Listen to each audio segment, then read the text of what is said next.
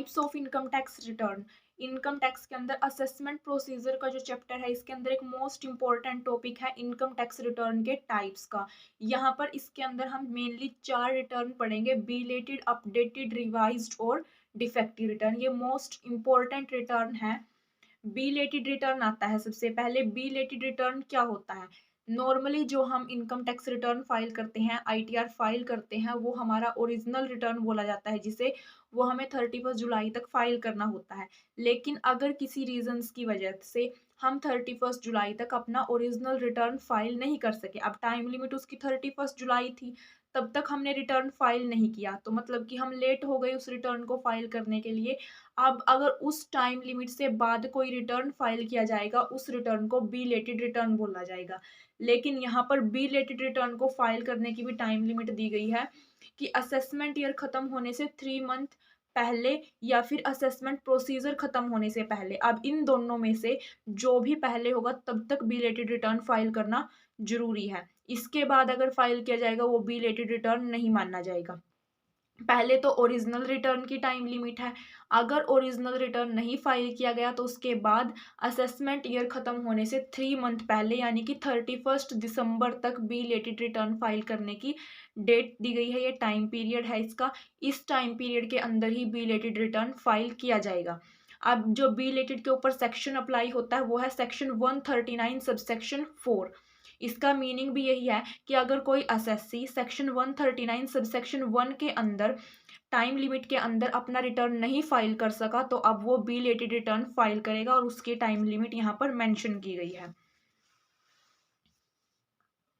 इसके बाद यहाँ पर बिलेटेड रिटर्न के बारे में ही लिखा गया है, you can file a belated return by 31 December of the relevant assessment year. Time limit क्या है इसकी? 31 दिसंबर तक रेलिवेंट असेसमेंट ईयर में। अगर टैक्स फाइल नहीं किया 139 सबसेक्शन 1 के अंडर, तो अब फाइल किया जाएगा 139 सबसेक्शन 4 के अंडर बिलेटेड रिटर्न। अब इसके बाद है कि अगर हमने ओरिजिनल रिटर्न फाइल नहीं किया, अब हम अपना रिटर्न लेट फाइल कर रहे हैं, बिलेटेड रिटर्न फाइल कर रहे हैं, तो इसका कुछ ना कुछ इफेक्ट तो पड़ेगा असेसी के ऊपर। तो इसके क्या क्या कॉन्सिक्वेंसेज होंगे बिलेटेड रिटर्न के? एक तो इंटरेस्ट देना पड़ेगा और दूसरा लगेगी यहाँ पर पेनल्टी या फिर लेट फीस। इंटरेस्ट डिफाइन किया गया है 234A सेक्शन के अंडर में। यहाँ पर जो इंटरेस्ट लगेगा वो at the rate of 1% per month के हिसाब से इंटरेस्ट रेट लगेगी। मीन्स की टाइम लिमिट खत्म होने के बाद आप जितना भी लेट रिटर्न भरते हो, तो उसके लिए 1% पर मंथ के हिसाब से जितनी भी टैक्स लाइबिलिटी बनती है उसका 1% इंटरेस्ट के रूप में आपको देना होगा। इसके बाद लेट फीस आती है। लेट फीस डिफाइन की गई है सेक्शन 234F के अंदर। यहाँ पर जो लेट फीस है उसकी लिमिट कितनी है? वो 1000 से 5000 के बीच में है। लेकिन ये टोटल इनकम पर बेस्ड होगी कि कितनी यहाँ पर लेट फीस लगेगी।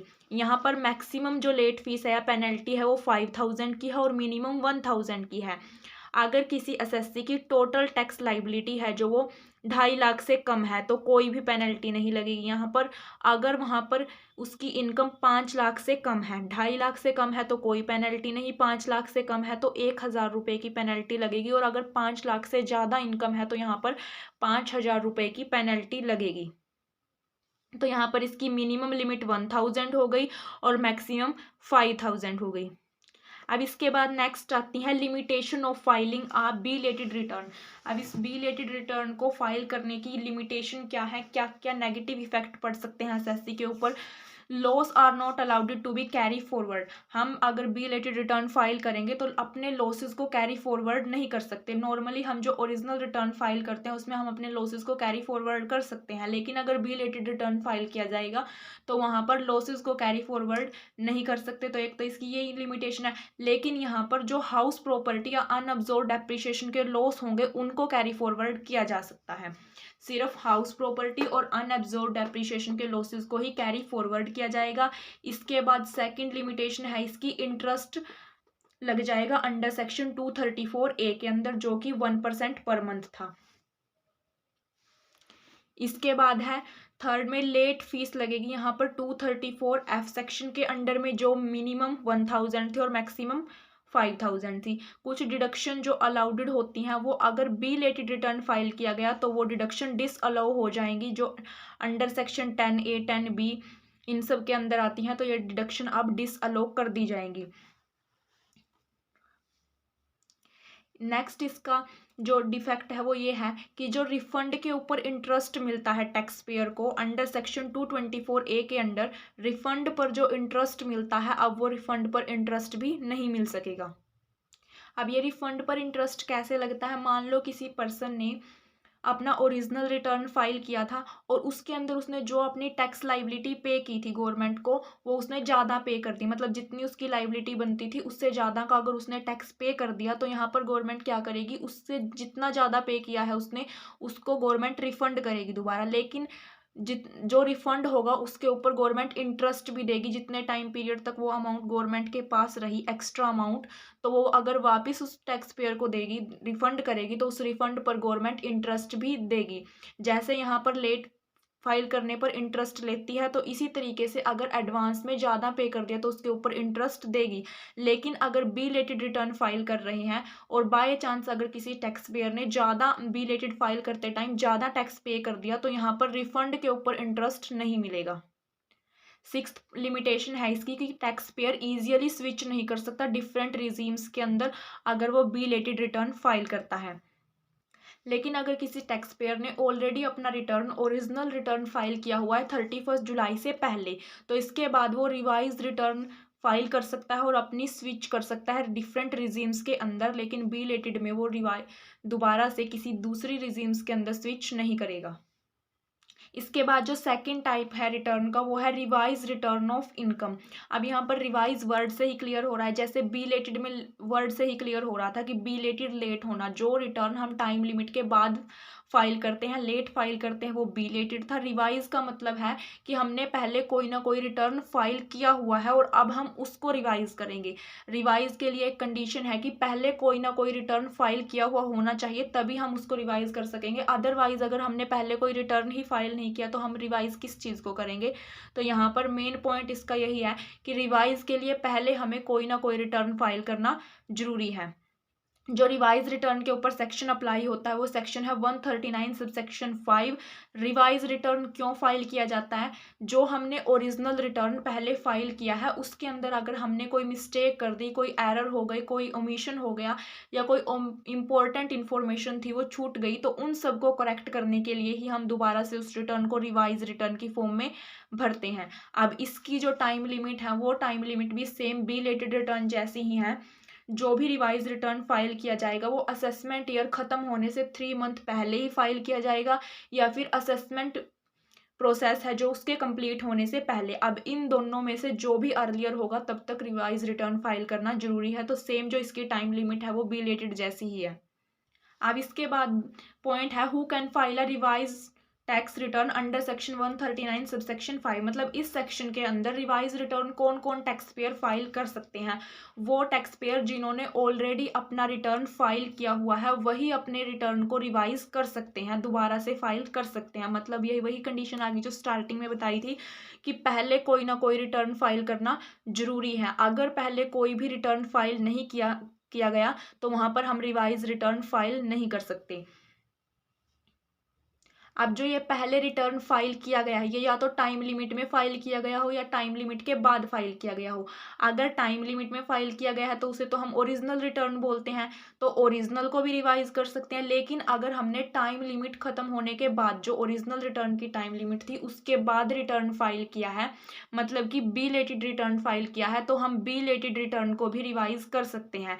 लेकिन यहाँ पर कंडीशन ये है कि हम जो बी लेटेड रिटर्न फाइल करेंगे उसकी लास्ट डेट भी 31 दिसंबर है और रिवाइज की भी 31 दिसंबर है। तो हमें बी लेटेड रिटर्न क्या करना होगा, 31 दिसंबर से पहले अगर हमने बी लेटेड रिटर्न फाइल कर दिया, मतलब कि हम 31 जुलाई तक हमारा ओरिजिनल रिटर्न था वो फाइल नहीं कर सके, तो इसके बाद हमने अगस्त में सितंबर में कभी भी हमने अपना बी लेटेड रिटर्न अगर फाइल कर दिया तो उसके बाद हमारे पास 31 दिसंबर तक का टाइम है, हम रिवाइज रिटर्न फाइल कर सकते हैं। लेकिन यहाँ पर जो रिवाइज रिटर्न होगा वो 31 दिसंबर के बाद फाइल नहीं किया जाएगा और इसी तरीके से बी लेटेड रिटर्न भी दोबारा से फाइल नहीं कर सकते 31 दिसंबर के बाद, क्योंकि दोनों की टाइम लिमिट सेम है। लेकिन हम बी लेटेड रिटर्न को रिवाइज कर सकते हैं 31 दिसंबर से पहले। How many times can file a revise return, revise return कितनी बार फाइल कर सकते हैं। यहाँ पर रिवाइज रिटर्न को फाइल करने की कोई लिमिट नहीं है, हम नंबर ऑफ टाइम्स में रिवाइज रिटर्न सबमिट कर सकते हैं किसी एक पर्टिकुलर फाइनेंशियल ईयर के अंदर, लेकिन यहाँ पर टाइम लिमिट स्पेसिफाई की गई है जो उसी के अंदर हम रिवाइज रिटर्न फाइल कर सकते हैं। मतलब 31 दिसंबर से पहले हम कितनी बार भी रिवाइज रिटर्न फाइल कर सकते हैं, लेकिन इसके बाद रिवाइज रिटर्न फाइल नहीं होगा। नेक्स्ट टॉपिक है reasons of filing revised ITR. Revise return file करने के रीजन क्या है, किन किन प्रॉब्लम्स की वजह से रिवाइज रिटर्न फाइल किया जाता है। इनकोरेक्ट इनकम रिपोर्टिंग, अगर हमने अपनी इनकम को इनकोरेक्ट कैलकुलेट कर दिया, मिस कैलकुलेशन हो गई या फिर कोई इनकम छूट गई, सैलरी, बिजनेस, इंटरेस्ट, रेंट या फिर अदर सोर्सेज से रिलेटेड, तो अब हम उनको क्या करेंगे, दोबारा से एक्यूरेटली उनको कैलकुलेट करेंगे। अगर कोई छूट गई है तो उसको एंटर करेंगे, तो इसके लिए रिवाइज रिटर्न फाइल किया जाता है। सेकंड पॉइंट है डिडक्शन क्लेम, अगर हमने कोई ऐसी डिडक्शन क्लेम कर ली जो जिसके लिए हम एलिजिबल नहीं थे, या फिर हमारी कोई एलिजिबल डिडक्शन हमसे क्लेम करनी छूट गई, हाउस रेंट की हो सकती है, कोई अलाउंस हो सकता है, अदर टाइप का, मेडिकल एक्सपेंसेस, एजुकेशन लोन से रिलेटेड डिडक्शन हो सकती है, अगर ये हमने गलती से क्लेम कर ली या फिर क्लेम करनी रह गई, तो इस केस में भी उसको ठीक करने के लिए रिवाइज रिटर्न ही फाइल किया जाएगा। नेक्स्ट है थर्ड, टैक्स क्रेडिट एरर्स, अगर हमने रॉन्ग टैक्स क्रेडिट क्लेम कर लिया या फिर कोई मिस कर दिया इम्पोर्टेंट, तो इस केस में भी रिवाइज रिटर्न ही फाइल किया जाएगा। फोर्थ है पर्सनल इन्फॉर्मेशन से रिलेटेड मिस्टेक होना, यानी कि पैन नंबर से, बैंक डिटेल से, एड्रेस से रिलेटेड अगर कोई पर्सनल इन्फॉर्मेशन की मिस्टेक है तो उसको भी एक्यूरेट करने के लिए हम आईटीआर रिवाइज रिटर्न ही फाइल करेंगे। चेंज इन टैक्स लाइबिलिटी, अगर हमारी टैक्स लाइबिलिटी चेंज होती है, मतलब इंक्रीज डिक्रीज हो सकती है, हमने पहले ओरिजिनल रिटर्न फाइल कर दिया लेकिन उसके बाद हमारी टैक्स लाइबिलिटी इंक्रीज डिक्रीज हो गई, तो उसको भी दोबारा से जो है रिवाइज रिटर्न ही फाइल करना पड़ेगा। मतलब कि प्रीवियस ईयर से रिलेटेड, प्रीवियस ईयर का जो रिटर्न है वो हम असेसमेंट ईयर में फाइल करते हैं, लेकिन हमने जो प्रीवियस ईयर का रिटर्न असेसमेंट ईयर में ओरिजिनल रिटर्न अगर फाइल किया उसमें हमारी टैक्स लाइबिलिटी जितनी बनती थी, लेकिन उसके बाद हमें कोई टैक्स फाइल करने के बाद हमें कोई भी इनकम रिसीव हो गई जो प्रीवियस ईयर से रिलेट करती थी, तो अब उसके ऊपर भी टैक्स देना पड़ेगा, तो इसको एंटर करने के लिए रिवाइज रिटर्न ही फाइल करना पड़ेगा। इससे टैक्स लाइबिलिटी चेंज हो जाएगी एसएससी की। सिक्स्थ है correction of assessment bye tax department, tax department कोई भी करेक्शन करना चाहता है अगर, या फिर कुछ भी चेंजेस करना चाहता है, तो इस केस में टैक्स जो डिपार्टमेंट है, असेसिंग ऑफिसर है, वो भी असेसिंग को रिवाइज रिटर्न फाइल करने के लिए बोल सकता है। सेकंड है क्लेमिंग रिफंड ड्यू, अगर एसएससी को अपना ओरिजिनल टैक्स फाइल करने के बाद उसे लगा कि उसने ओवरपेड टैक्स दिया है या फिर वो एलिजिबल है रिफंड के लिए, तो इस केस में भी वो रिवाइज रिटर्न ही फाइल करेगा। तो ये रीजंस थे जिनकी वजह से रिवाइज रिटर्न फाइल किया जाता है। अगर इनकोरेक्ट इनकम कर दी कैलकुलेट, अगर कोई डिडक्शन रोंगली क्लेम कर दिया, फिर कोई इंपॉर्टेंट छूट गई, टैक्स क्रेडिट एरर हो सकता है, पर्सनल इन्फॉर्मेशन से रिलेटेड मिस्टेक हो सकती है, टैक्स लाइबिलिटी के अंदर अगर चेंज हो सकते हैं, असेसिंग ऑफिसर अपने असेसमेंट के बेस पर भी एसएससी को बोल सकता है करेक्शन के लिए रिवाइज रिटर्न फाइल करने को, और अगर रिफंड का क्लेम करना हो तो इस केस में भी रिवाइज रिटर्न फाइल किया जाएगा। इसके बाद जो थर्ड टाइप है इनकम टैक्स रिटर्न का, वो है डिफेक्टिव रिटर्न ऑफ इनकम। इसके लिए सेक्शन 139 सबसेक्शन 9 अप्लाई होता है। डिफेक्टिव रिटर्न यहाँ पर भी वर्ड से ही क्लियर हो रहा है। डिफेक्टिव का मतलब क्या है कि कुछ ना कुछ उसके अंदर डिफेक्ट है, मिस्टेक है, एरर है, तो इन सब के लिए डिफेक्टिव रिटर्न फाइल करना पड़ता है। मीनिंग क्या है डिफेक्टिव रिटर्न का, अगर असेसिंग ऑफिसर एसएससी के द्वारा भरे गए इनकम टैक्स रिटर्न को, उसके अंदर अगर कोई मिस्टेक हो सकती है, कुछ एरर हो सकता है, तो यहाँ पर उसे डिफेक्टिव रिटर्न कंसीडर कर सकता है।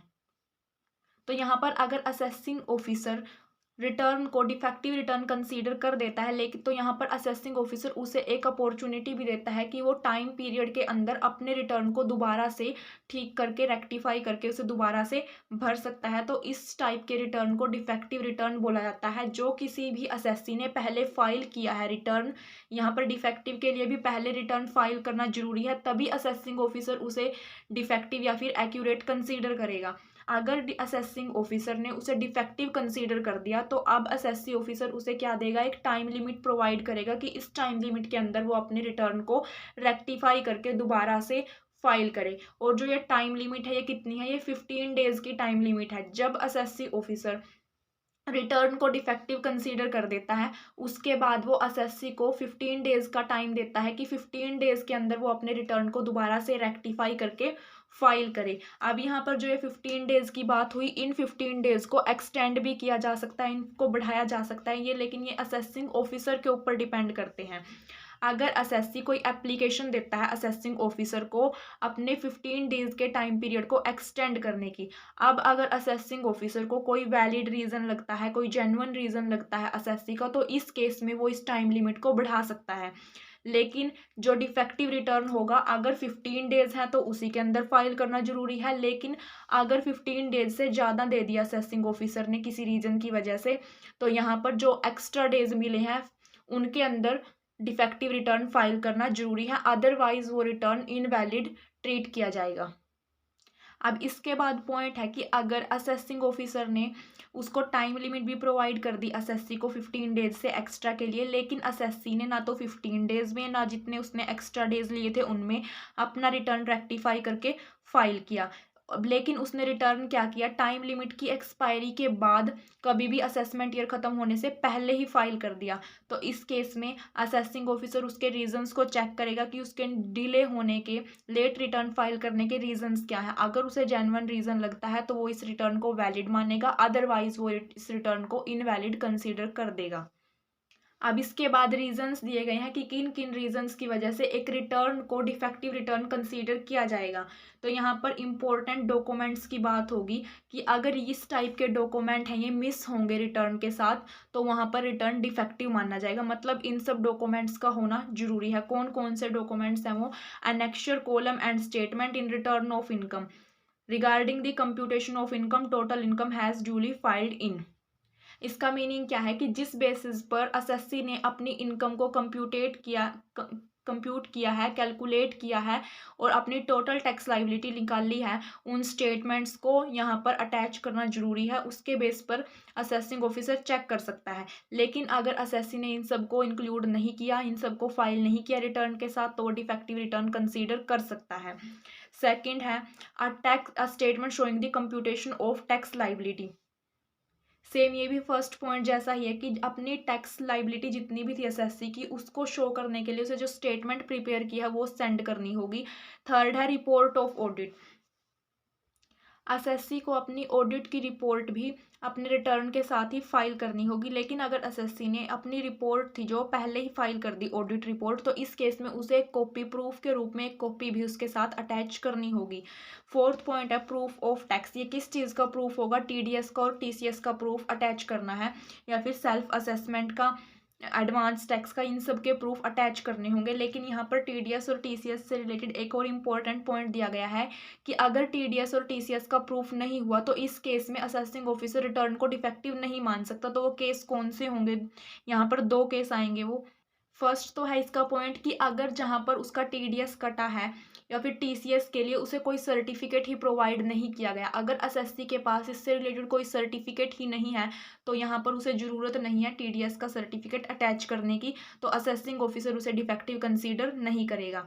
सेकंड है अगर उसने जो सर्टिफिकेट है वो असेसिंग ऑफिसर को असेसमेंट ईयर ख़त्म होने के 2 साल के अंदर अंदर ही प्रोवाइड कर दिया, तो यहाँ पर भी वो उसे डिफेक्टिव कंसीडर नहीं करेगा। अगर regular books of account maintain किए जाते हैं एसएससी के द्वारा तो यहाँ पर उनकी कॉपीज़ को अटैच करना जरूरी है, जैसे कि manufacturing account, trading account, profit and loss account, income and expense account, balance sheet, इन सब की कॉपी अटैच करना जरूरी है। अगर रेगुलर अकाउंट्स मेंटेन किए जाते हैं ये कॉपीज़ भी प्रूफ के लिए यूज़ की जाएंगी। और अगर पार्टनरशिप फर्म है तो पार्टनर्स का personal account, AOP association of person है, बॉडी ऑफ इंडिविजुअल्स है अगर, तो यहाँ पर मेंबर्स के अकाउंट होंगे। और अगर सोल प्रोप्राइटरशिप कंसर्न है तो यहाँ पर जो प्रोप्राइटर है उसके अकाउंट्स का भी डिटेल यहाँ पर मेंशन करनी होगी प्रूफ के लिए। तो ये इस टाइप के डॉक्यूमेंट्स को अटैच करना जरूरी है रिटर्न के साथ में। अगर ये अटैच नहीं होंगे तो डिफेक्टिव रिटर्न कंसीडर किया जा सकता है। एक तो ये रिटर्न है, ये इस टाइप के प्रूफ्स हैं, अगर ये नहीं हुए तो डिफेक्टिव रिटर्न कंसीडर कर सकता है असेसिंग ऑफिसर। और सेकंड डिफेक्टिव तब माना जाएगा अगर उसके अंदर कोई अदर टाइप की मिस्टेक होगी। अब इसके बाद नेक्स्ट फोर्थ टाइप है अपडेटेड रिटर्न ऑफ इनकम का। अपडेटेड रिटर्न ऑफ इनकम, जो ये अपडेटेड का कंसेप्ट था ये कब आया था, यूनियन बजट 2022 में से इंट्रोड्यूस करवाया गया था। इसके पीछे रीज़न क्या था कि जो मिस्टेक्स होती हैं इंडिविजुअल के द्वारा अपने टैक्स फाइल करने में, इसके थ्रू उनको करेक्ट कर सकते हैं। और सेकेंडली क्या था, अगर किसी पर्सन ने किसी भी टाइप का रिटर्न फाइल नहीं किया और उसका असेसमेंट ईयर खत्म हो गया, टाइम लिमिट खत्म हो गई, तो उसके बाद वो अपडेटेड रिटर्न फाइल कर सकता है। तो इसके लिए दो रीज़न है, एक तो मिस्टेक्स को रेक्टिफाई कर सकते हैं, और दूसरा क्या है कि अगर कोई भी रिटर्न फाइल नहीं किया, मतलब ना तो ओरिजिनल रिटर्न फाइल किया, ना बिलेटेड रिटर्न फाइल किया, तो अब एसएससी क्या करेगा, अपना अपडेटेड रिटर्न फाइल कर सकता है। इसके लिए ऊपर सेक्शन अप्लाई होता है 139(8)(a), और इसके लिए जो फॉर्म फिल किया जाएगा वो है ITRU फॉर्म। ITRU एक ऐसा फॉर्म है जिसके अंदर हम अपनी इनकम को अपडेट करके अपडेटिंग रिटर्न फाइल कर सकते हैं। लेकिन इस फॉर्म को फिल करने की जो टाइम लिमिट है वो है 2 ईयर्स तक की। मतलब जिस साल का वो जो असेसमेंट ईयर है वो ख़त्म होगा, उसके बाद के 2 साल के अंदर अंदर इस फॉर्म को फिल करना जरूरी है, अपडेटेड रिटर्न फाइल करना जरूरी है। और किन रीजंस की वजह से, अगर कोई मिस्टेक हो गई या फिर कोई भी रिटर्न फाइल नहीं किया तो मैंडेटरी है अपडेटेड रिटर्न फाइल करना। इसके बाद यहाँ पर आती है एप्लीकेबिलिटी, कि ये किन किन के ऊपर अप्लाई होता है, कौन कौन पर्सन अपडेटेड रिटर्न फाइल कर सकते हैं। वो पर्सन जिन्होंने कोई भी रिटर्न फाइल नहीं किया, ना तो सेक्शन 139 सबसेक्शन 1 के अंदर ओरिजिनल रिटर्न फाइल किया, ना सबसेक्शन 4 के अंदर बिलेटेड रिटर्न फाइल किया, तो इस केस में वो क्या कर सकते हैं, अपने अपडेटेड रिटर्न को फाइल कर सकते हैं। इसके बाद टाइम लिमिट है इसकी, वो टाइम लिमिट होगी 24 मंथ्स या फिर 2 ईयर्स बोल सकते हैं हम इन्हें। End of the assessment year, assessment year ख़त्म होने के बाद 24 मंथ्स का टाइम पीरियड है अपडेटेड रिटर्न फाइल करने का। और ये 24 मंथ्स कब से कैलकुलेट किए जाएंगे, वो टाइम जब तक हमने ओरिजिनल रिटर्न फाइल नहीं किया, जो ओरिजिनल रिटर्न फाइल करने का ईयर था उस ईयर के ख़त्म होने के बाद के 24 मंथ्स।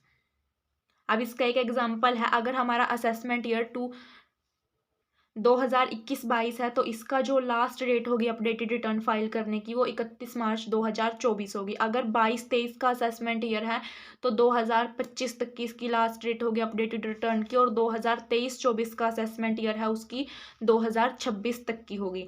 इसके बाद नेक्स्ट टॉपिक आता है इसी का नॉन एप्लीकेबिलिटी। पहले हमने पढ़ा कि एप्लीकेबल कहाँ कहाँ होता है, कौन कौन फाइल कर सकते हैं। अब है नॉन एप्लीकेबिलिटी, कौन कौन पर्सन इसको फाइल नहीं कर सकते अपडेटेड रिटर्न को। फर्स्ट तो है जिन्होंने पहले ऑलरेडी ही अपडेटेड रिटर्न फाइल किया हुआ है, वो दोबारा से अपडेटेड रिटर्न फाइल नहीं कर सकते। अगर लॉस का रिटर्न है उस केस में भी अपडेटेड रिटर्न फाइल नहीं हो सकता।